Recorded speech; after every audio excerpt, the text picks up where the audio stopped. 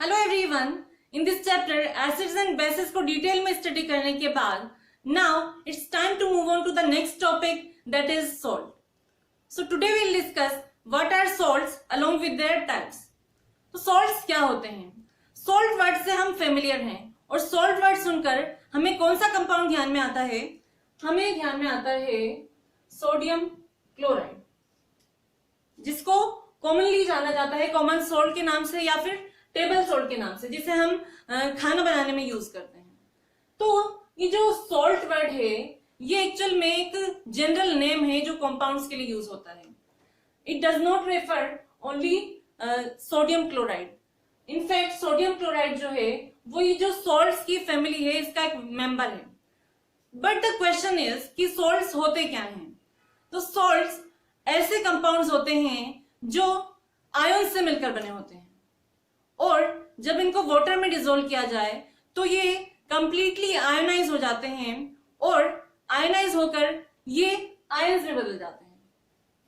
और ये एक मोस्ट इंपॉर्टेंट पॉइंट है सॉल्ट्स का जो आपको याद रखना है कि जब जो सॉल्ट्स हैं ये एक्वस सॉल्यूशन में कंप्लीटली आयनाइज होते हैं या डिसोसिएट होते हैं तो ये आयंस जो देंगे वो आयंस ना तो हाइड्रोजन होंगे ना हाइड्रोक्साइड आयन होंगे. मतलब ऐसे कंपाउंड्स होते हैं सॉल्ट्स जो आयंस से मिलकर बने होते हैं और वाटर में डिसोसिएट होकर other than hydrogen ion and hydroxide ion में बदल जाएं, उन्हें क्या कहा जाता है? सॉल्ट्स कहा जाता है. फॉर एग्जांपल अगर हम NaCl की बात करें तो जब इसका एक्वस सॉल्यूशन बनाया जाएगा, मतलब वाटर में जब इसको डिसॉल्व करेंगे तो ये किस में ब्रेक होगा? सोडियम आयन और साथ में क्लोराइड आयन बनता है. तो यहाँ पर ये जो आयन में ब्रेक हुआ है एक्वस सॉल्यूशन में, तो ये क्या है? सोडियम आयन है, क्लोराइड आयन है, जो कि हाइड्रोजन एंड हाइड्रोक्साइड आयन से अलग है. तो ऐसे सब्सटेंसेस को क्या कहा जाएगा? सॉल्ट कहा जाता है. और सॉल्ट्स की एक और डेफिनेशन होती है, वो क्या कहती है? That salts are the compounds which are formed from acids by the replacement of hydrogen atom. मतलब ऐसे सब्सटेंसेस जिनका फॉर्मेशन किससे होता है? एसिड से होता है. और कैसे होगा कि एसिड में जो हाइड्रोजन प्रेजेंट होती है उसको रिप्लेस करके जब उसमें दूसरा एलिमेंट आ जाए तो क्या बनते हैं? सॉल्ट्स बनते हैं. क्योंकि हम ये जानते हैं कि जो एसिड्स होते हैं उनमें हाइड्रोजन कॉमन होता है और हाइड्रोजन के साथ क्या होता है? हुलिगन्स होते हैं, मतलब नॉन मेटल्स होते हैं जिनके पास इलेक्ट्रॉन की कमी होती है. नॉन मेटल्स, ठीक है, उनके पास इलेक्ट्रॉन की कमी होती है, इसलिए वो क्या करते हैं? एक्वस सॉल्यूशन में हाइड्रोजन से उसका इलेक्ट्रॉन छीन लेते हैं जबरदस्ती. और ये जो नॉन मेटल्स हैं और ये जो हाइड्रोजन है, मतलब ये जो कंपाउंड है एसिड, अब इसमें से जब इस हाइड्रोजन आयन को दूसरा एलिमेंट आकर रिप्लेस कर दे तो क्या बनेंगे? सॉल्ट्स बनते हैं. तो ऐसे कौन से एलिमेंट्स होंगे जो इस हाइड्रोजन को रिप्लेस कर सकते हैं? क्योंकि यहाँ देखिए नॉन मेटल्स के पास इलेक्ट्रॉन की कमी है, मतलब उन्हें कोई सा ऐसा एलिमेंट चाहिए जिसके पास इलेक्ट्रॉन्स हो डोनेट करने के लिए. और ऐसे एलिमेंट्स कौन से होते हैं? जिनके पास एक्स्ट्रा इलेक्ट्रॉन होते हैं वैलेंस शेल में. ऐसे एलिमेंट्स होते हैं मेटल्स, क्योंकि मेटल्स के वैलेंस शेल में एक्स्ट्रा इलेक्ट्रॉन होते हैं, क्योंकि वो नोबल गैस जैसा कॉन्फ़िगरेशन अचीव करने के लिए, अपने ऑक्टेट पूरा करने के लिए अपने इलेक्ट्रॉन्स डोनेट करना चाहते हैं.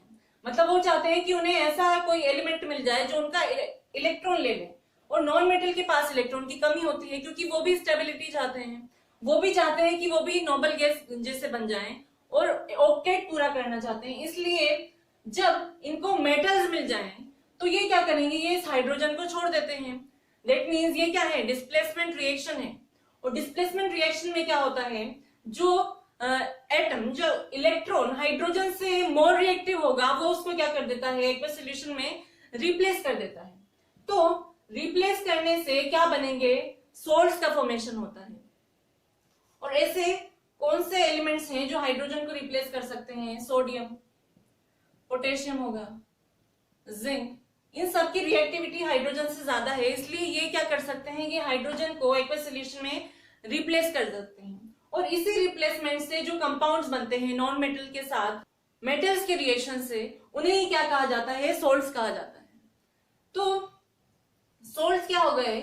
Salts are the ionic compounds which are क्या होते हैं? वो कंप्लीटली डिसॉल्व हो जाते हैं वाटर में और आयंस में डिसोसिएट हो जाते हैं. तो तो सॉल्ट की डेफिनेशन क्या होगी?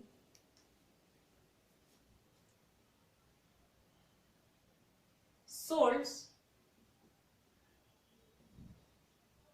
Are compounds which are formed from the replacement of hydrogen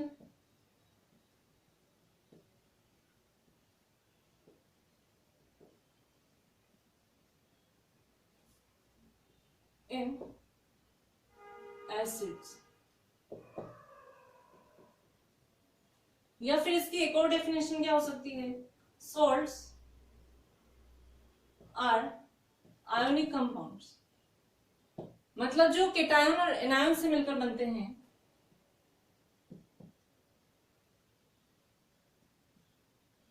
which completely dissociate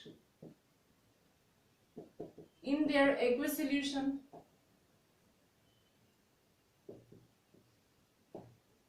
and produce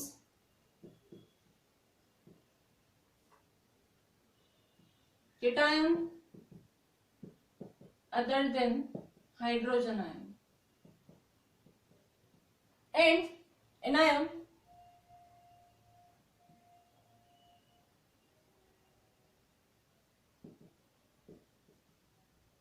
other than hydroxide ion. उन्हें क्या कहा जाता है? सॉल्ट्स कहा जाता है।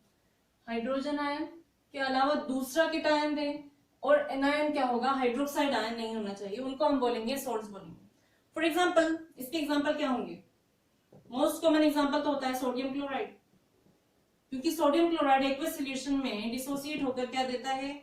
Sodium and chloride ion, Na+ and Cl-।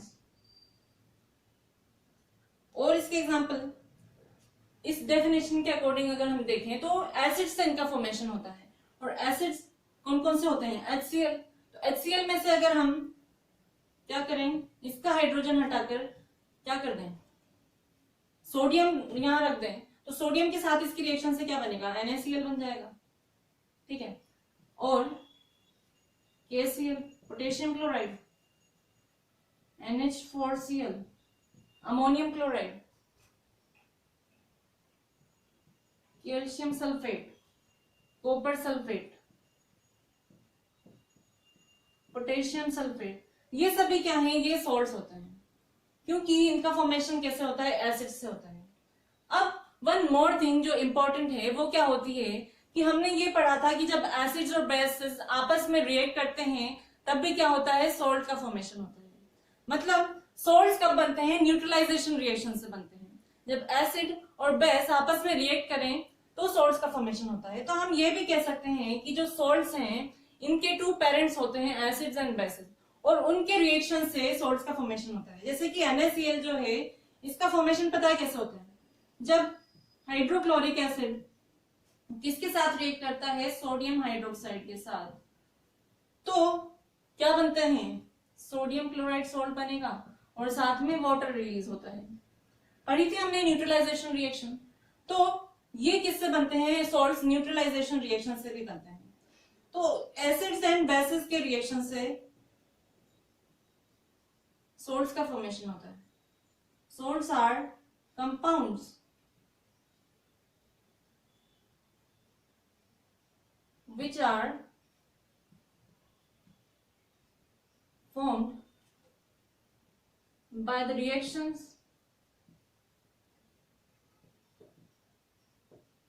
of acids and bases, जिसको क्या कहा जाता है? Neutralisation reaction. Neutralisation reaction. तो ये तो हो गई सॉल्ट्स का इंट्रोडक्शन, मतलब सॉल्ट्स क्या होते हैं ये हमने देख लिया। अब हम इनके टाइप्स डिस्कस करेंगे कि सॉल्ट्स के टाइप्स कौन कौन से होते हैं। तो सॉल्ट्स जो होते हैं ये इनकी पीएच वैल्यू के अकॉर्डिंग इनको कैटेगराइज किया जाता है 3 अलग अलग टाइप्स में। तो सॉल्ट्स जो हैं इनका फॉर्मेशन जब एसिड्स एंड बेसिस की न्यूट्रलाइजेशन से होता है तो फिर इनकी पीएच वैल्यू जो है वो 7 के इक्वल होनी चाहिए, क्योंकि एसिड्स एंड बेसिस आपस में एक दूसरे के इफेक्ट को क्या कर रहे हैं, न्यूट्रलाइज कर रहे हैं। बट ऐसा नहीं होता है। कुछ सॉल्ट्स की तो पीएच 7 होती है, लेकिन कुछ सॉल्ट्स ऐसे भी हैं जिनकी पीएच वैल्यू 7 से कम और 7 से ज्यादा भी होती है। तो हम देखते हैं कि पीएच वैल्यू के अकॉर्डिंग सॉल्ट्स की जो टाइप्स हैं वो कौन कौन से होते हैं।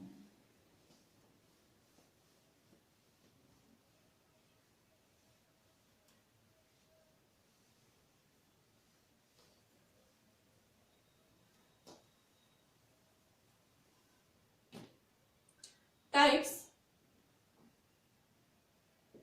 Of salts.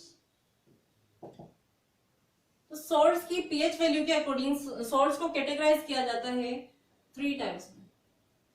Number 1 is neutral salt.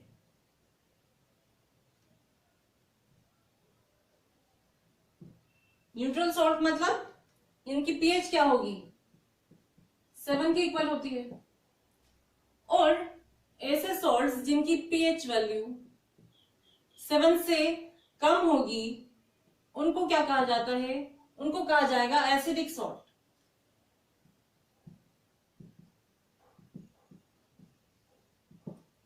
क्योंकि एसिड्स की पीएच वैल्यू क्या होती है, 7 से कम होती है।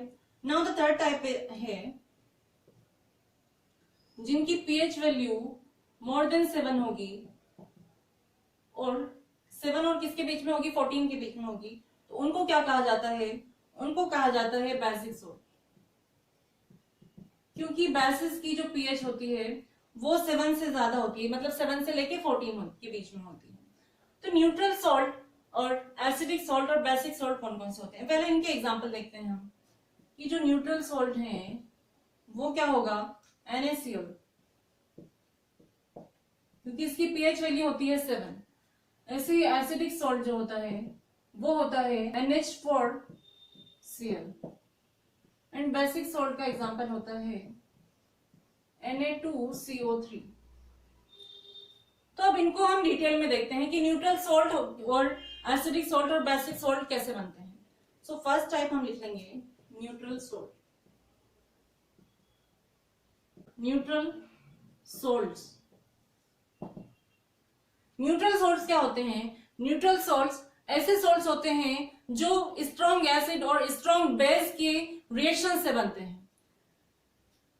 यहां हम लिख लेते हैं formed by the reaction of strong acids with strong bases. इसका एग्जांपल क्या होगा, NaCl। ये किससे बनता है, NaOH, सोडियम हाइड्रोक्साइड, जो कि क्या है, स्ट्रॉन्ग बेस है।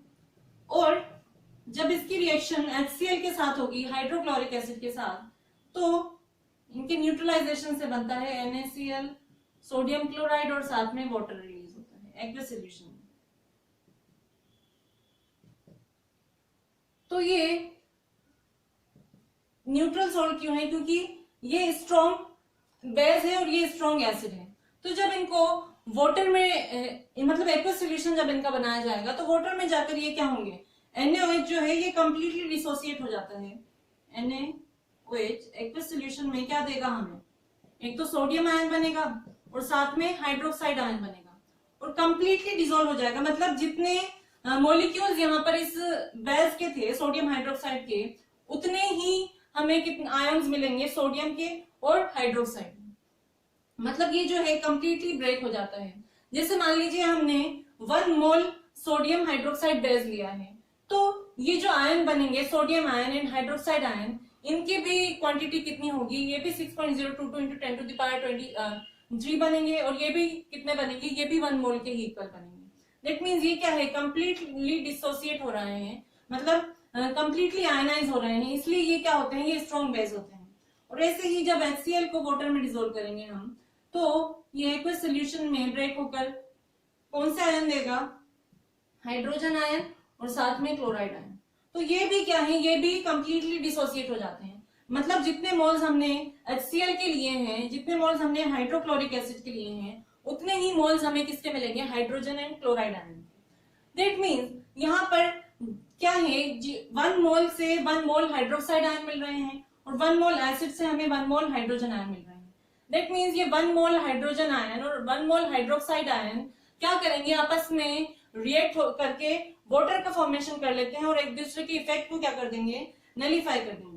H plus and OH minus react करके H2O का फॉर्मेशन कर लेते हैं और ये इक्वल नंबर में होंगे।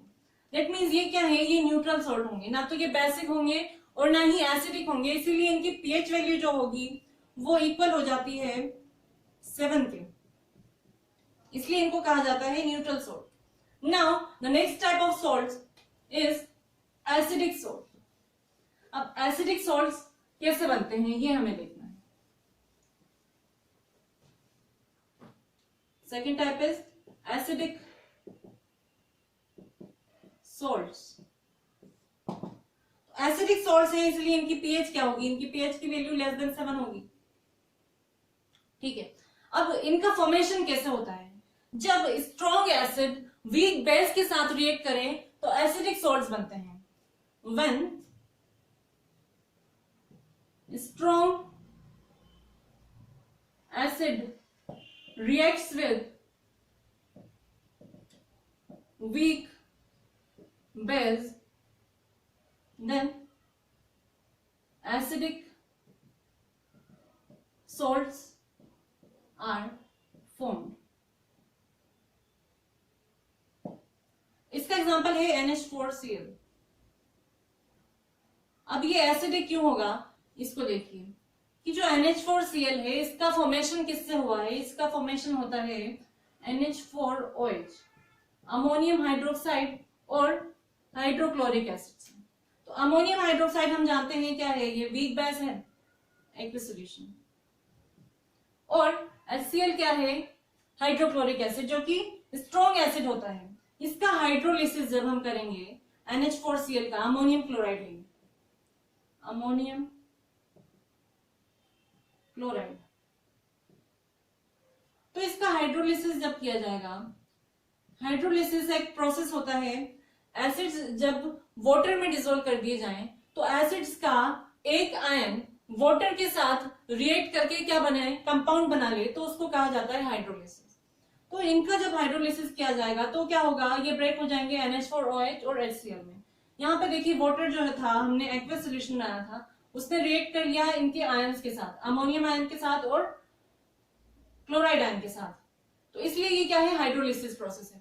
तो इसमें ये NH4OH जो है ये वीक बेस है, मतलब जब NH4OH को वाटर में हम डिसॉल्व करेंगे तो ये वाटर में कंप्लीटली आयनाइज नहीं होता है बल्कि पार्शियली आयनाइज होगा और हमें आयंस मिलते हैं अमोनियम आयन और साथ में हाइड्रोक्साइड आयन। मतलब अगर हमने 1 मोल अमोनियम हाइड्रोक्साइड बेस लिया है तो उसमें से कुछ ना कुछ मोल जो हैं वो क्या होंगे, अनडिसोसिएटेड रह जाते हैं। जैसे कि 1 मोल यहां पर हमने लिया और हमें मिले ये जो आयंस थे, अमोनियम आयन हमें मिला मान लीजिए 0.8 मोल और ये भी 0.8 मोल मिला। दैट मीन्स 0.2 जो मोल थे वो क्या रह गए, वो अनडिसोसिएटेड रह गए। मतलब जो सोल्यूशन बना उसमें कुछ मॉलिक्यूल्स जो हैं वो इसके बच जाते हैं और कुछ आयंस ये बन जाते हैं। दैट मीन्स ये क्या है, ये एक वीक बेस है। नाउ HCl का अगर हम एक्वस सॉल्यूशन बनाएंगे तो ये डिसोसिएट हो जाएगा H+NCl- में, हाइड्रोजन आयन बनेगा और साथ में क्लोराइड आयन मिलेगा। और ये क्या है, ये स्ट्रॉन्ग एसिड है तो ये कंप्लीटली डिसोसिएट हो जाता है। मतलब 1 मोल हमने HCl का लिया तो 1 मोल ही हमें क्या मिलेंगे, हाइड्रोजन आयन और क्लोराइड आयन। तो यहां पर देखिए इस पूरे प्रोसेस में ये जो अमोनियम क्लोराइड था ये ब्रेक हुआ सोडियम हाइड्रोक्साइड और हाइड्रोजन क्लोराइड में। अब सोडियम हाइड्रोक्साइड जो है ये पार्शियली आयनाइज्ड हुआ है। मतलब यहाँ पर इस सोल्यूशन में ये जो है हाइड्रोजन आयन, इनके अमाउंट ज्यादा है हाइड्रोक्साइड आयन से, क्योंकि यहाँ पर 0.8 मोल ही हाइड्रोक्साइड आयन है, जबकि यहाँ हमें मिले हैं 1 मोल HCl के डिसोसिएशन से 1 मोल हाइड्रोजन आयन। इसलिए ये क्या होंगे, इनका नेचर जो होगा वो एसिडिक होगा, इनकी पीएच वैल्यू जो होगी वो 7 से कम होगी, क्योंकि यहाँ पर हाइड्रोजन आयन कॉन्सेंट्रेशन है वो ज्यादा है। और हम ये जानते हैं कि जो पीएच वैल्यू होती है वो इनवर्सली प्रोपोर्शनल होती है हाइड्रोजन आयन कॉन्सेंट्रेशन की। इसलिए ये क्या होंगे, ये एसिडिक होंगे, मतलब ऐसे सॉल्ट्स जो स्ट्रॉन्ग एसिड और वीक बेस के कॉम्बिनेशन से बनते हैं उन्हें एसिडिक सॉल्ट्स कहा जाता है। Now the next type of salts is basic salt. Basic salt का फॉर्मेशन कैसे होगा, इन द सेम वे जैसे कि हमने जब स्ट्रॉन्ग एसिड को वीक बेस के साथ रिएक्ट करा तो हमें क्या मिला, एसिडिक सॉल्यूशन, मतलब एसिडिक सॉल्ट मिला। तो जब हम स्ट्रॉन्ग बेस का वीक एसिड के साथ रिएक्ट कराएंगे तो क्या बनते हैं, तो बेसिक सॉल्यूशन का और बेसिक सॉल्ट का फॉर्मेशन होता है। बेसिक सॉल्ट जिनकी पीएच क्या होती है, पीएच इज मोर देन 7, ठीक है। तो इनका फॉर्मेशन कब होता है, formed by the reaction of strong base and weak acid. इसका एग्जांपल है सोडियम कार्बोनेट Na2CO3। तो सोडियम कार्बोनेट एक सॉल्ट है, जब इसका हाइड्रोलिसिस किया जाएगा, मतलब वाटर में जब इसको डिसोल्व करेंगे हम, तो ये क्या करेंगे, ये वाटर के साथ ये मॉलिक्यूल जो है वो वाटर के साथ रिएक्ट करके क्या बना लेंगे, अलग कंपाउंड्स बना लेते हैं, हाइड्रोलिसिस। तो इसके हाइड्रोलिसिस से हमें क्या मिलेगा, हमें मिलता है NaOH और साथ में बनता है H2CO3 जो कि क्या है, कार्बनिक एसिड है। तो ये क्या हुआ, ये इसका हाइड्रोलिसिस है। अब यहां देखिए ये जो है NaOH ये क्या होता है, स्ट्रॉन्ग बेस है, और कार्बनिक एसिड क्या है, वीक एसिड होता है। मतलब जब सोडियम हाइड्रोक्साइड को वाटर में हम डिसोल्व करेंगे तो ये क्या होगा, आयनाइज होकर किसमें टूट जाता है, सोडियम आयन और हाइड्रोक्साइड आयन, और ये कंप्लीटली डिसोसिएट होगा क्योंकि इसकी ये क्या है, स्ट्रॉन्ग बेस है।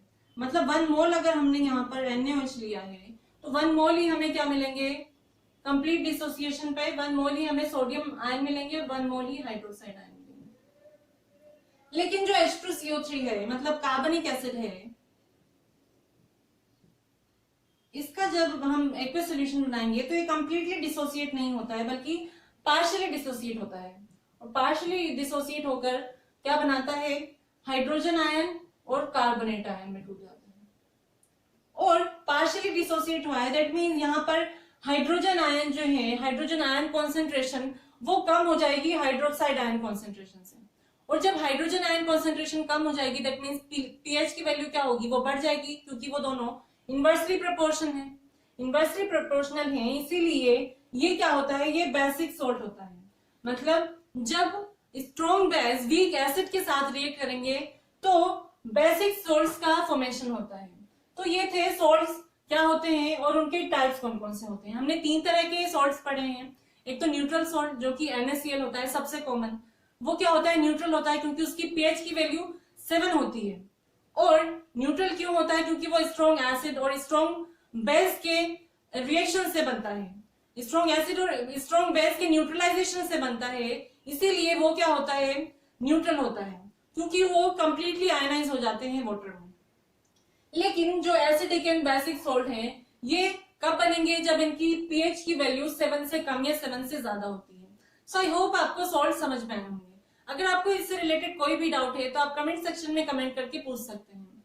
एंड अगर आपको वीडियो अच्छी लगी हो तो please like and share and also subscribe to my channel elementary Gyan. Now I will see you in the next video. Till then keep learning and thanks for watching.